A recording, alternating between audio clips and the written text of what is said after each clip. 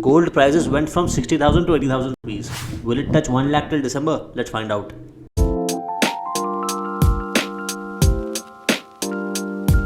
Right, so before stating that the gold will touch 1 lakh rupees, at some point it will, obviously, because it's an uptrend since, I don't know, long time now, right? But we need to understand the data or the relation between Nifty 50 and gold. Now we already know that whenever the Nifty 50 falls, the gold prices rises. But in general, even if the Nifty 50 is stable, how gold moves and what are the impacts, what is the geopolitical impacts or government impacts and whatever it is. So we're going to talk about that. So let's get it started. मुझे basically कोई events याद नहीं है, तो मैंने लिख के रखे थे और मैं आपको पढ़ के बताऊंगा the relation between gold and Nifty 50.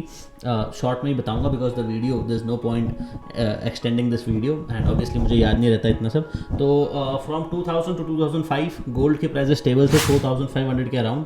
उसके बाद हमें पता था कि मार्केट में क्रैश आया था 2002-2003 में, right, and the boom years 2006 to 2012.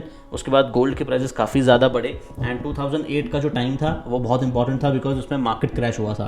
So whenever there is a market crash हमें पता है कि गोल्ड के प्राइसेस काफ़ी ज़्यादा बढ़ जाते हैं and it went up to 14,000 rupees पर तोला.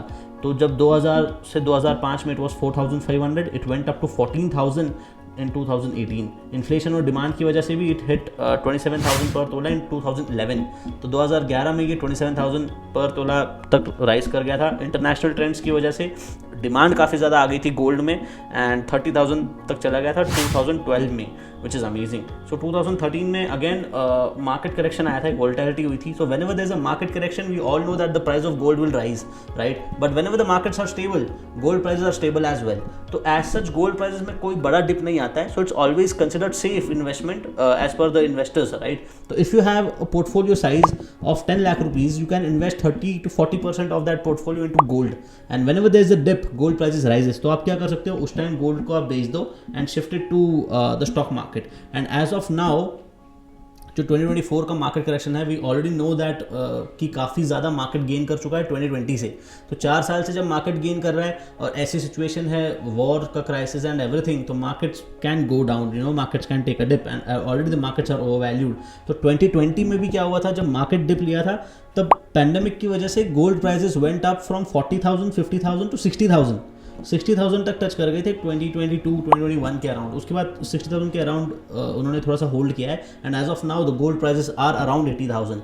तो in coming years what we can see is even if the markets are stable, एक स्टेबिलिटी बनी रहती है गोल्ड में, ज़्यादा डिप आता नहीं है. So you can invest some amount of your money into gold and whenever there is a dip, let's say कभी आगे जाके क्रैश आ जाता है, तो you can shift your gold investment to stock markets. तो जैसे ही आप रिकवर करोगे, जैसे मुझे I remember one of my clients of 70 lakh rupees portfolio, तो उनका 30-35 lakh rupees was in gold and 35 lakh rupees in stock market in 2018, right, 2018-19. तो उस टाइम जब 2020 का क्रैश हुआ था हमने सारे गोल्ड के बेच दिए होल्डिंग्स अराउंड 40 lakh rupees.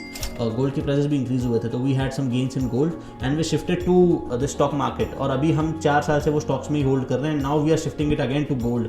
सम अमाउंट जो प्रॉफिट्स हम बुक कर रहे हैं उसको हम अगेन शिफ्ट कर रहे हैं because we want to keep it balanced. तो हम वो बैलेंस रखना चाहते हैं पोर्टफोलियो को, 40% गोल्ड एंड 60% स्टॉक.